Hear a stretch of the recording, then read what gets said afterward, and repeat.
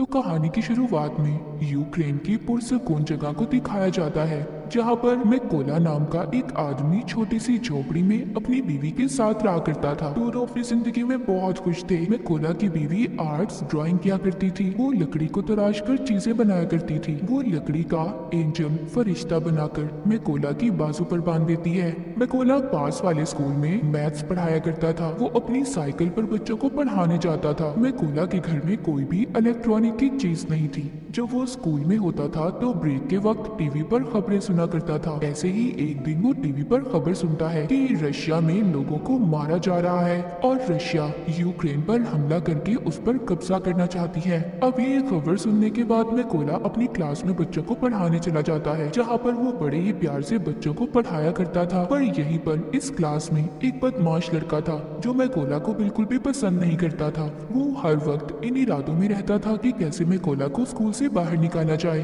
पर उसने कभी भी उस लड़के की हरकतों पर गुस्सा नहीं किया था। एक दिन मैकोला जब स्कूल पढ़ाने जा रहा था तभी रास्ते में कुछ सोल्जर्स फौजियों को देखता है जिन पर ये ज्यादा ध्यान तो नहीं देता और स्कूल चला जाता है। पर जैसे ही ये स्कूल आता है तो देखता है सारा स्कूल खाली था। तभी ये टीवी पर खबर सुनता है कि रशियन आर्मी यूक्रेन में घुस चुकी है और यहाँ पर कब्जा करना चाहती है। अब मैकोला को समझ आती है जो इसने रास्ते में फौजी देखे थे वो रशिया के थे। पूरे मामले को देखते ही ये फौरन से अपने घर की तरफ भागता है क्योंकि उसकी बीवी घर पर अकेली थी। मगर अब बहुत देर हो चुकी थी। जब ये घर पहुंचता है तो देखता है रशियन फौजी उसकी बीवी को मार रहे थे और जब मैकोला अपनी बीवी को बचाने की कोशिश करता है फौजी उसे भी पकड़कर मारने लगते हैं। मैकोला उनसे कहता है प्लीज मेरी बीवी को मत मारो, वो माँ बनने वाली है, पर वो कुछ भी नहीं सुनते और उसके घर को आग लगाकर जाने लगते हैं। अपने घर को जलता देखकर उसकी बीवी जैसे ही उठकर उन फौजियों पर पत्थर मारने लगती है तो एक रशियन फौजी उस पर गोली चला देता है जिसकी वजह से मैकोला की बीवी मर चुकी थी। मैकोला अपनी बीवी की लाश के पास बैठकर जोर जोर से रोता है। तभी तो यूक्रेन के फौजी आते हैं। वो उसकी पहचान करने के बाद उसकी बीवी की मौत पर बहुत अफसोस कर रहे थे और उसकी बीवी के लिए कब्र खोदकर मैकोला से कहते हैं कि अपनी बीवी को यहाँ पर दफना दो।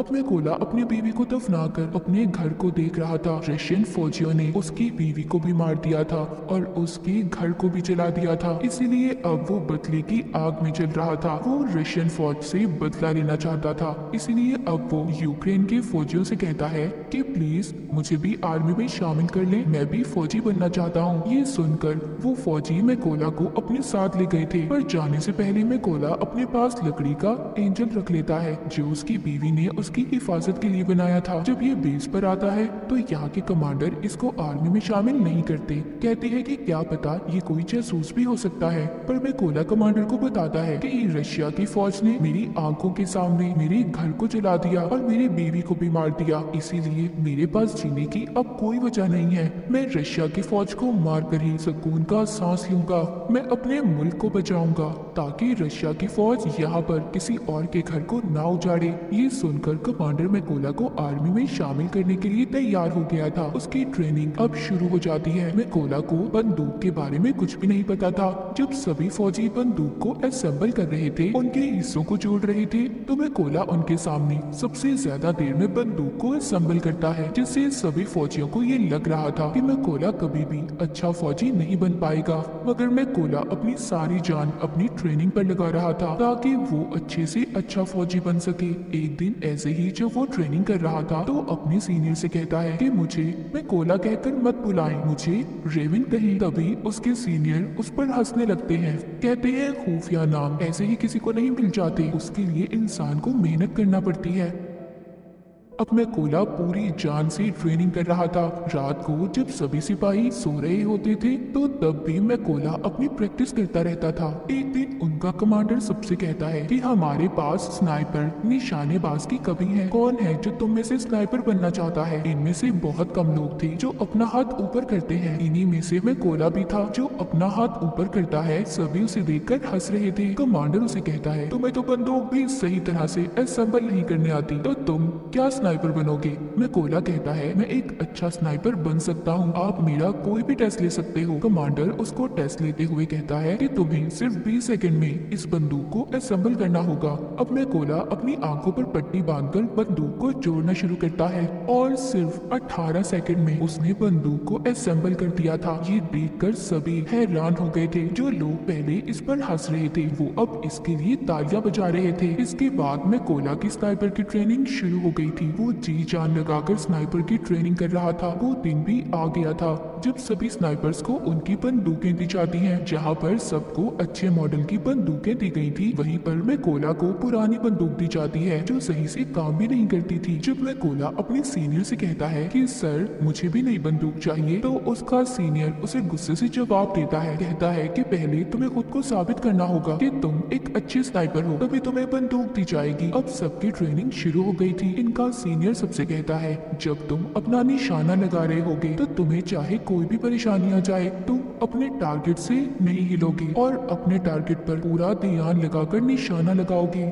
सीनियर सभी के पास बारी बारी जाता है और सबके पास गोलियां चलाता है। जो भी स्नाइपर जरा सा भी गोली लगने के डर से हिलता है उसको ट्रेनिंग से बाहर कर दिया गया था। जब सीनियर मैकोला के पास जाकर गोली को चलाता है तो उसे कोई भी फर्क नहीं पड़ता, वो जरा सा भी नहीं हिला था। जब वो अपने टारगेट पर निशाना लगा रहा था तभी सीनियर उसके पास आकर कहता है कि तुम अपने टारगेट को सिर्फ एक दफा ही देख सकते हो और उसकी आंखों के आगे कुछ रख देता है। अब मैकोला जब निशाना लगाता है तो उसका निशाना चूक गया था, मगर सब जानते थे कि अगर मैकोला को नई बंदूक दी जाती और आंखों के आगे कुछ ना आता तो उसका निशाना लग जाता। रात को स्नाइपर का नाइट शूट टेस्ट होता है जिसमें इन्हें रात के अंधेरे में अपने टारगेट को देखकर उस पर निशाना लगाना था। ये फ्लेयर गन को चलाकर सबको एक ही बार उनका टारगेट दिखाया जाता है। सब निशाना लगाते हैं पर मैकोला निशाना नहीं लगाता।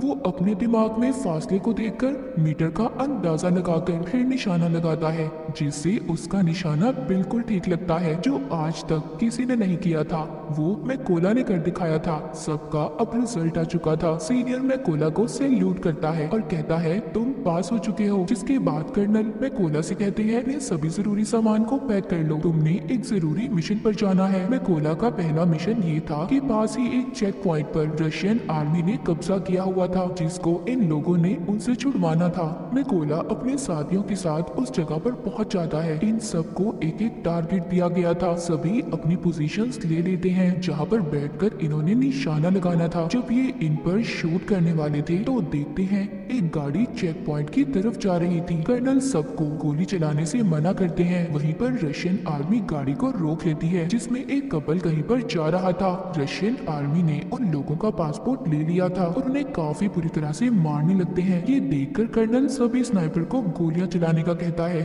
और एक ही झटके में सभी स्नाइपर रशियन आर्मी को मार गिराती है। इनका पहला मिशन पूरा हो गया था।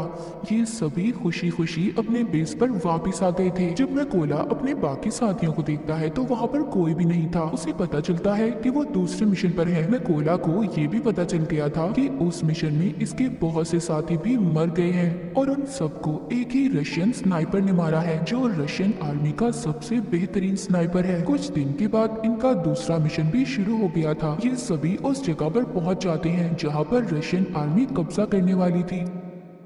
सबसे पहले मैकोला हर जगह पर अपने साथियों के साथ बॉम्ब लगा देता है और फिर घास में छुपकर रशियन आर्मी का इंतजार करने लगता है। कुछ वक्त के बाद रशियन आर्मी उधर आने लगी थी। तभी मैकोला देखता है उन रशियन फौजियों में मैकोला का एक स्टूडेंट भी था जो स्कूल में इसे परेशान किया करता था। ये वही बदमाश लड़का था और अब वो रशियन आर्मी में शामिल हो चुका था। जैसे ही कर्नल इन्हें शूट करने का कहते हैं तो मैकोला थोड़ा सा घबरा गया था क्योंकि ये अपने स्टूडेंट को मारना नहीं चाहता था, पर फिर भी ये अपने सभी जज्बात को साइड पर रखकर गोली बॉम्ब वाली जगह पर चला देता है जिससे बहुत बड़ा धमाका होता है। सभी रशियन फौजी मारे जा चुके थे। बाद में कर्नल जब मैकोला के पास आते हैं तो पूछते हैं तुम क्या सोच रहे थे। मैकोला बताता है कि उन रशियन फौजियों में मेरा एक स्टूडेंट भी था। कर्नल कहते हैं कि वो उस लड़के ने चुना है कि वो गद्दारों में शामिल हो गया, इसीलिए तुम्हें उसके लिए बुरा मानने की जरूरत नहीं है। इसके बाद ये वापिस से बेस पे आ चुके थे। कर्नल ज्यादातर अपना वक्त अब मैकोला के साथ ही गुजारते थे, क्योंकि अब कर्नल पूरी तरह से मैकोला पर यकीन करने लगे थे। कर्नल मैकोला को बताते हैं कि मेरी 2 बेटियां हैं और उन्हें नहीं पता कि मैं आर्मी में कर्नल की पोस्ट पर हूँ। उनको मैं ये कहकर आया कि मैं बहुत बड़ा बिजनेस करता हूँ और मेरी बीवी ने भी मेरी बेटियों को नहीं बताया। ये सुनकर मैकोला भी अपनी बीवी की कर्नल को आखिरी निशानी दिखाता हुआ काफी दुखी हो जाता है। अब इसके बाद फिर से ये अपने अगले मिशन पर निकल पड़ते हैं। ये लड़ाई काफी बड़ी थी। सभी स्नाइपर्स छुपने के लिए एक गहरी खाई खोदते हैं और उसमें अपनी पोजीशंस ले लेते हैं। ये यहाँ पर इसलिए आए थे क्योंकि इन्हें पता चल गया था कि रशिया के कुछ फौजी यहाँ पर कब्जा करना चाहते हैं। यहीं पर कर्नल भी मैकोला के साथ थे। तभी यहाँ पर मैकोला देखता है उनमें वो फौजी भी था जिसने इसकी बीवी पर गोली चलाई थी। वो मैकोला के बिल्कुल निशाने पर था। कर्नल से पूछता है क्या मैं इस पर गोली चला सकता हूँ? कर्नल कहता है नहीं। मैकोला फिर पूछता है क्या मैं इस पर गोली चला सकता हूँ, क्योंकि वो अपनी बीवी का बदला लेना चाहता था। मैकोला का तो मिशन ही यही था कि वो अपनी बीवी का बदला लेना चाहता था। वो खुद पर कंट्रोल नहीं कर पाता और उस फौजी पर गोली चला देता है। पर इसके बाद रशियन आर्मी को इनका पता चल चुका था। कर्नल मैकोला से कहते हैं ये तुमने क्या किया? तभी एक स्नाइपर कर्नल पर शूट करके उसे भी मार देता है। सब रशियन फौजी इन पर बॉम्ब फेंकने लगते हैं। मैकोला कर्नल की लाश को बेस पर ले आया था, पर बहुत ज्यादा दुखी था क्योंकि उसकी गलती की वजह से कर्नल मारा जा चुका था। मैकोला ने अब ये कसम भी खाई थी कि वो उस स्नाइपर को कहीं से भी ढूंढ कर लाएगा और कर्नल की मौत का बदला लेगा। इसलिए वो अगले मिशन के लिए अकेला ही निकल गया था। उसको उस स्नाइपर की जगह के बारे में भी पता चल जाता है। वो अब अपने टारगेट को फिक्स करके एक स्नाइपर को मार गिराता है, पर वहाँ पर एक स्नाइपर मैकोला पर गोली चला देता है जो उसको लगती तो नहीं, पर वो जख्मी हो गया था। लेकिन स्नाइपर को भी मैकोला ने मार दिया था। अब क्योंकि वो जख्मी था इसलिए खुफिया जगह पर जाकर अपने जख्म के ठीक होने का इंतजार करने लगता है। तभी उसे अपने हेड की कॉल आती है जो बताते हैं कि हमें उस स्नाइपर का पता चल चुका है जिसने कर्नल को मारा था। तुम जल्दी से बेस पर आ जाओ। मैकोला अब बेस पर आ चुका था। जब इनकी ट्रेनिंग शुरू होती है तो इन्हें बताया जाता है कि वो स्नाइपर बहुत ही खतरनाक है। उसका निशाना आज तक गलत नहीं लगा। हेड यहाँ पर ये भी बताते हैं कि वो पहले यूक्रेन के फौजियों को मारता है, फिर उनकी वीडियोस बनाकर इंटरनेट पर डालता है ताकि यूक्रेन आर्मी हार मान ले। हेड बताते हैं कि हम 2 ग्रुप्स में जाएंगे। बिल्डिंग के अंदर वो स्नाइपर है, हम वहाँ पर जाकर उन पर हमला करेंगे। तभी मौके का फायदा उठाकर मैकोला उस स्नाइपर को मार देगा। प्लान बन जाने के बाद ये सब लोग ऐसा ही करते हैं। सभी उस जगह पर जाकर अपनी अपनी पोजीशंस ले लेते हैं और ये रशियन का ध्यान भटकाने में कामयाब हो जाते हैं। और मैकोला इसी बात का फायदा उठाकर अंदर जाकर रशियन स्नाइपर को मार देता है। मैकोला अपने साथियों से कहता है कि मेरा रास्ता साफ कर दो। ये सुनकर सभी मैकोला के साथी रशियन आर्मी पर गोलियां चलाकर उन्हें मार देते हैं। अब अंदर जो स्नाइपर छुप कर बैठा था जिसको मैकोला मारने आया था, वो सोचता है कि कोई भी फौजी उसकी बात का जवाब नहीं दे रहा। जब ये ऊपर छत पर चेक करने जाता है तो वहाँ पर जो रशियन स्नाइपर था वो मर चुका था। ये देखकर वो वापस से अपने पोजीशन पर आ जाता है। जब वो सामने मैकोला की बीवी का बनाया हुआ एंजल देखता है तभी मैकोला ऊपर से छलांग लगाकर उस स्नाइपर को मार देता है। जब दूसरे स्नाइपर को थोड़ी आवाज आती है तभी मैकोला उसके पास भी एक बॉम्ब फेंकता है और उस स्नाइपर का काम भी तमाम हो चुका था। लेकिन यहाँ पर हम देखते हैं जब वो स्नाइपर छत पर चेक करने गया था तो उसने फोन करके रशियन आर्मी को बुला लिया था। इसलिए रशियन आर्मी उधर आ रही थी।